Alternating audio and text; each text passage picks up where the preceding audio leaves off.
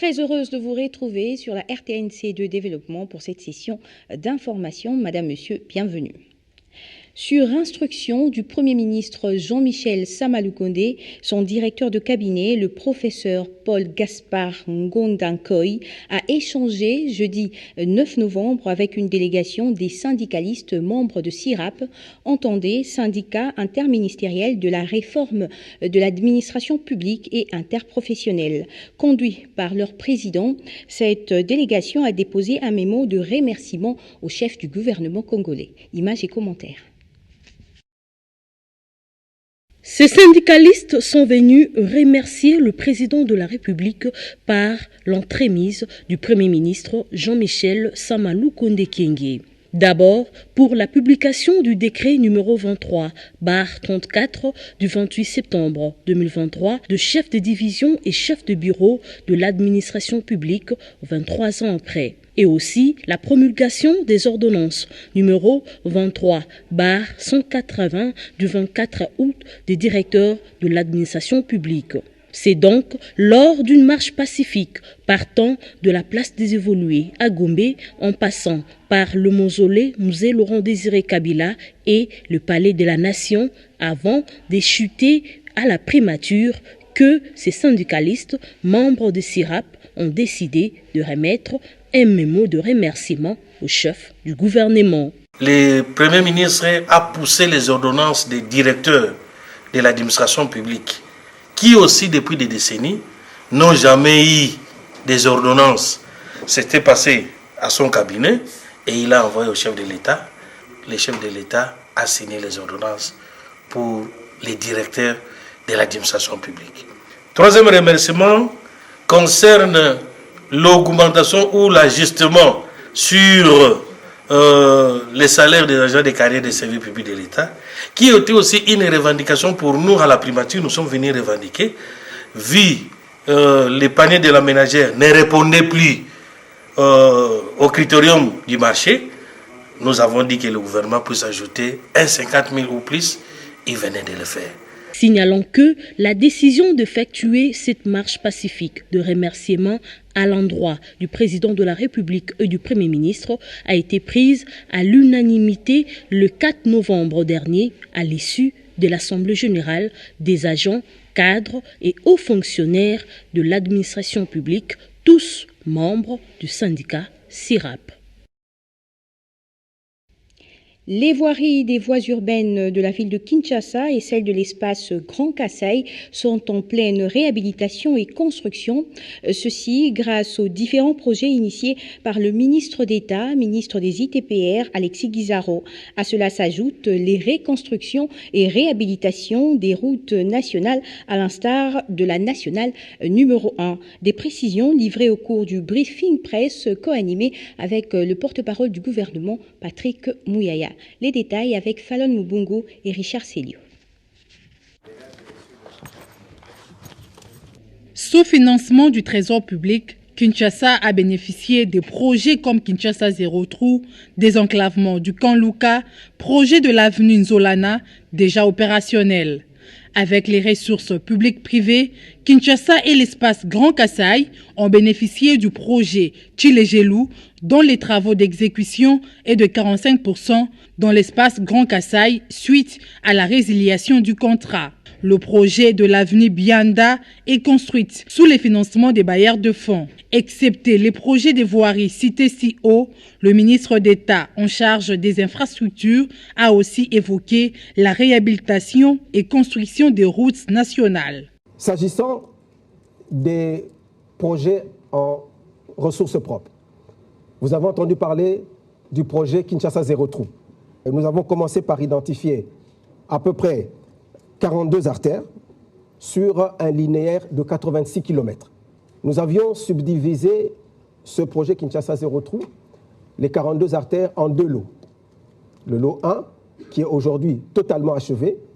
Il s'agit par exemple des avenues telles que l'entrée Njili, les avenues OUA 1 et OUA 2, les avenues Bassoko, les avenues Victoire, Haute Tension. Kinshasa Zéro Trou, aujourd'hui, de manière générale, nous pouvons dire que nous avons atteint notre objectif à peu près à 84%.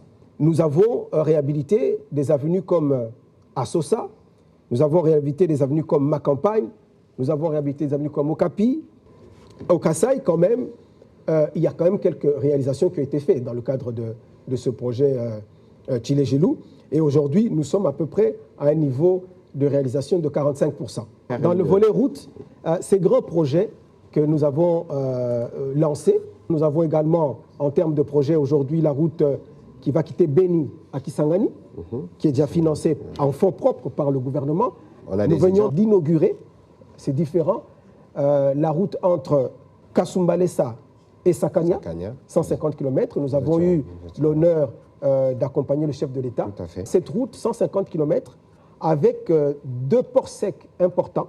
Le projet Point Chaud, l'avenue Kulumba, ainsi que d'autres projets dans différentes provinces vont se poursuivre encore.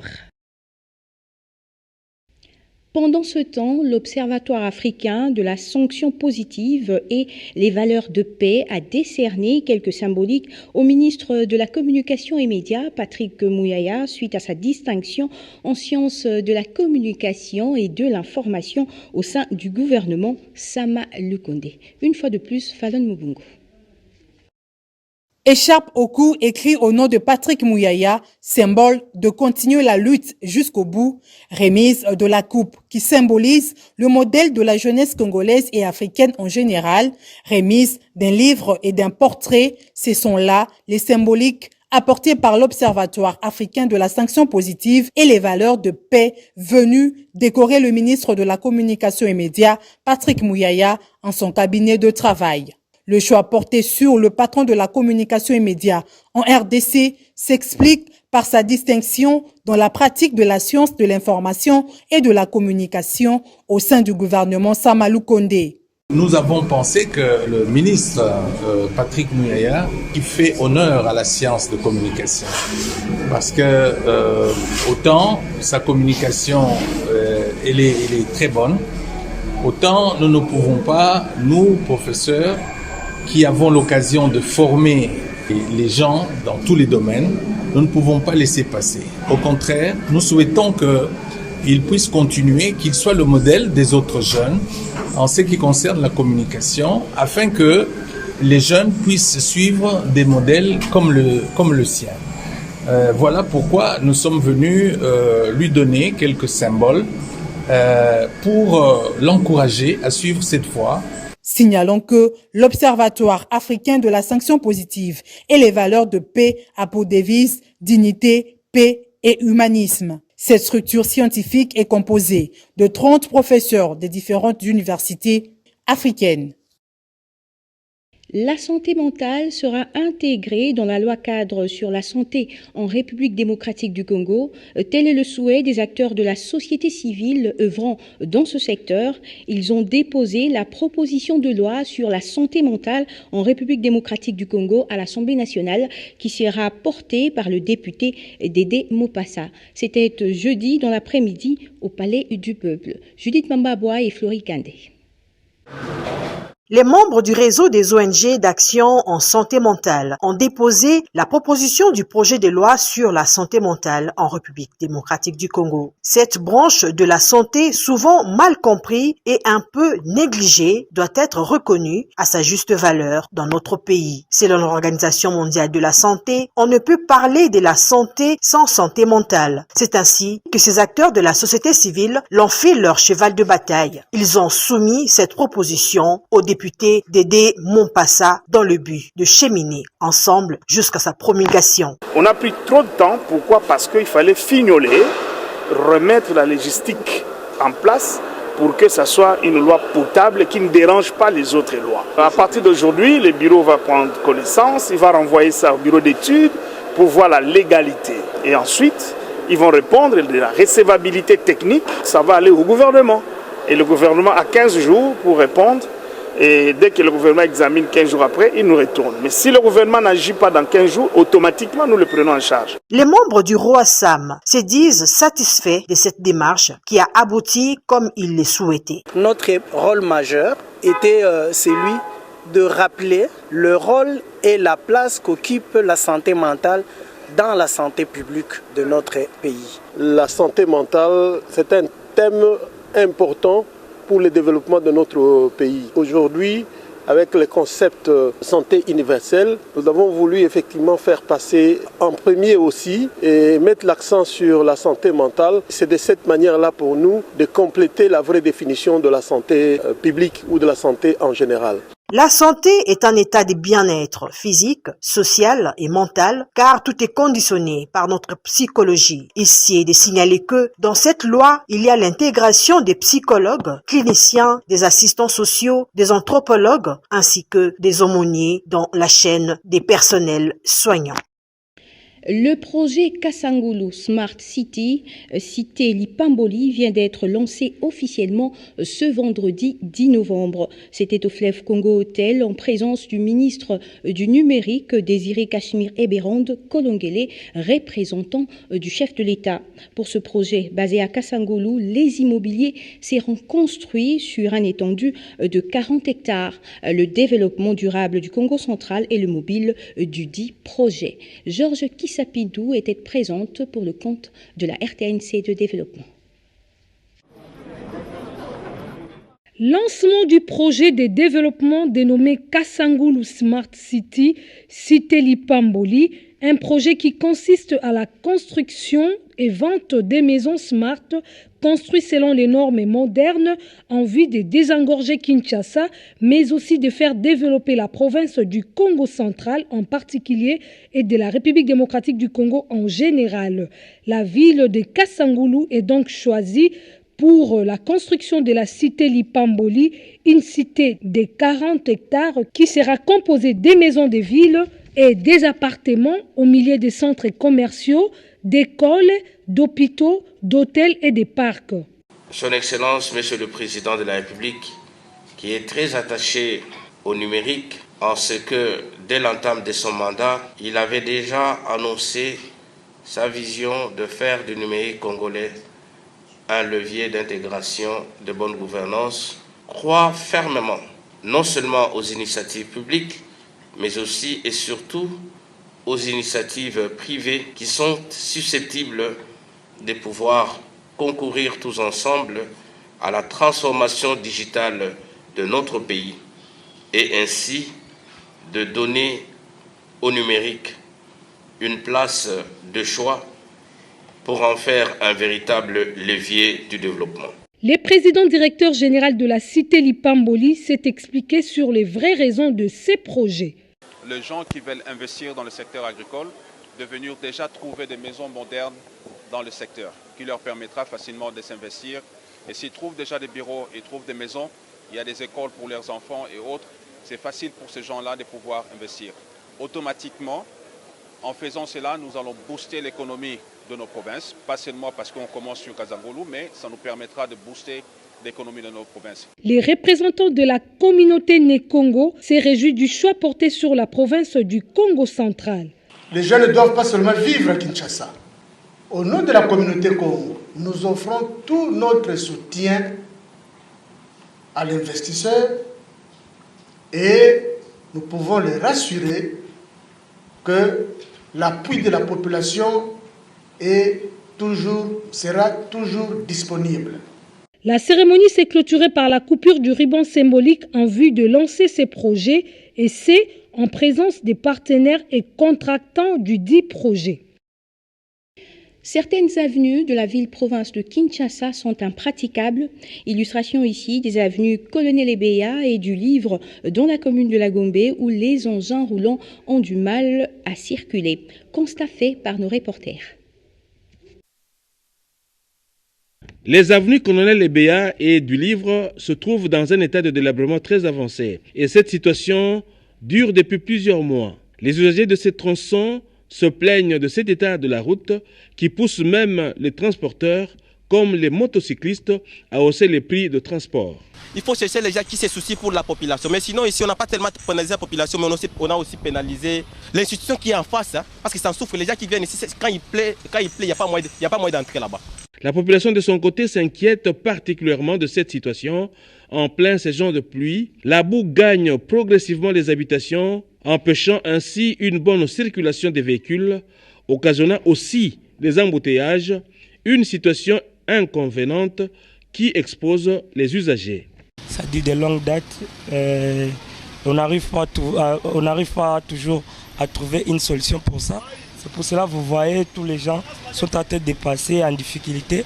Il n'y a pas encore la circulation sur l'avenue suite à l'horizon que vous voyez.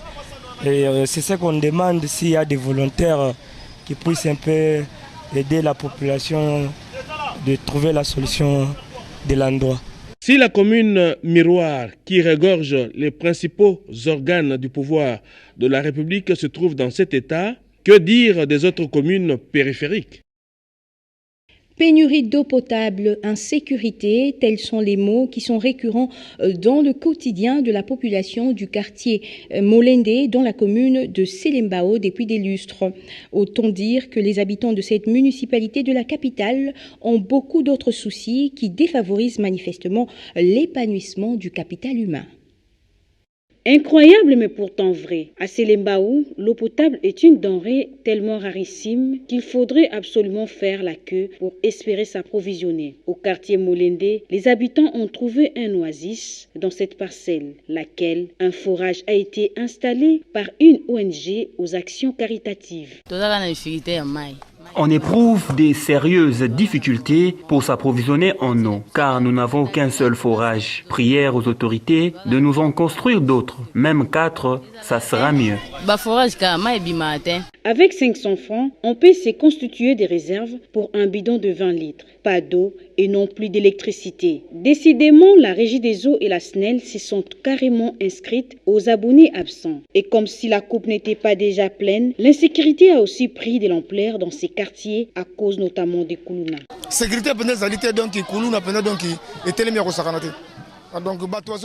La quiétude des paisibles citoyens est en insécurité. La population souffre sur cette voie principale de Selembao à cause des Koulouna qui sèment la terreur.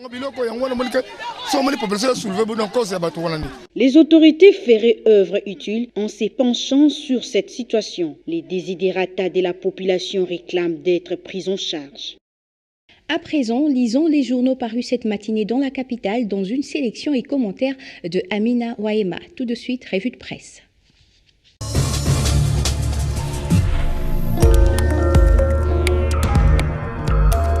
Bienvenue à tous à ce kiosque à journaux de ce vendredi 10 novembre 2023. On démarre avec l'agence congolaise de presse qui indique que 8 433 000 $ américains du gouvernement pour 1230 retraités de l'Office national de transport. C'était au cours d'une cérémonie présidée par le chef de l'État, écrit La Dépêche. Pour le ministre du portefeuille, c'est un souvenir qui restera gravé dans l'histoire qu'un président de la République vienne communier avec les femmes et hommes qui ont servi leur pays au sein de l'ONATRA. Adel Kaïnda a fait un plaidoyer pour voir le gouvernement mettre en œuvre un fonds spécial du portefeuille destiné à résoudre les problèmes sociaux des entreprises, à les assainir avant leur relance. Le représentant de retraités de cette entreprise, Valentin Chibinda, a remercié Félix Tshisekedi et le gouvernement. Il a émis le vœu de le voir continuer à soutenir les retraités de l'ONATRA jusqu'à la fin de ce dossier, conclut le tabloïd. Situation sécuritaire au Nord Kivu, les FARDC pilonnent des positions du M23 à Kiloriwe, Kaoussa et Mouyangue, informe la tempête des tropiques. Selon le journal, les forces armées de la République démocratique du Congo ont effectué des bombardements aériens sur des positions de l'ennemi jeudi 9 novembre 2023. Des informations sur le terrain renseignent que plusieurs dégâts humains ont été constatés du côté de l'ennemi après des frappes de Sukhoi Su-25. En croire le quotidien, les forces loyalistes ont réussi à pilonner les positions des rebelles du mouvement du 23 mars à Kiloirwe et ses environs. Par ces frappes aériennes, l'ennemi a été mis en débandade. Des témoins rapportent que les avions militaires de l'armée congolaise sont entrés en jeu dans la matinée. Ils viennent en appui aux troupes au sol à Kiloirwe pour combattre les M23 RDF. D'après Tempête des Tropiques, les sources locales ont confirmé également la reprise des combats entre l'armée congolaise et les Wazalendo contre les éléments du M23 à Kaoussa. Revenons avec l'agence congolaise de presse qui titre cette fois-ci « Projet 145 territoires, évolution satisfaisante des travaux de construction des ouvrages à Bassoko ». Les ouvrages en cours de construction dans les territoires de Bassoko, province de la Chopo, dans le nord-est de la République démocratique du Congo, évoluent à pas de géant dans le cadre du programme de développement local de 145 territoires. Selon le bulletin, le bâtiment administratif de ces territoires est à l'étape des bétonnages de poutres. C'est aussi le cas de l'école primaire des Mapaipai et Kamango, des centres de santé Yalimbongo et Bogbobo, où les travaux évoluent positivement. Satisfait de l'évolution d'avancement des travaux de construction des ouvrages de son entité, le chef de la territoriale, André Chilonda, a remercié le chef de l'État, Félix Tshisekedi, pour ce projet salvateur de 145 territoires. Terminons avec le journal L'Avenir qui note Kinshasa, délabrement de route Kasai et Tombalbaye coupés en deux. Deux avenues influentes de la Gombe sont difficilement praticables. Il s'agit de l'avenue Kasai dans la partie comprise entre Rwakadingi et Tombalbaye, où aucun passage ne s'observe, ainsi que Tombalbaye entre rond-point Kinmazière et l'avenue Sénégalais dans la commune de la Gombe, Renchéry-les-Canards, et d'ajouter, sans y faire de plus, une rotation détaillée, les avenues Kasai et Tombalbaye sont quasiment impraticables, une des causes des embouteillages monstres récurrents dans la ville de Kinshasa. Voilà tout pour cette revue de presse. Au revoir.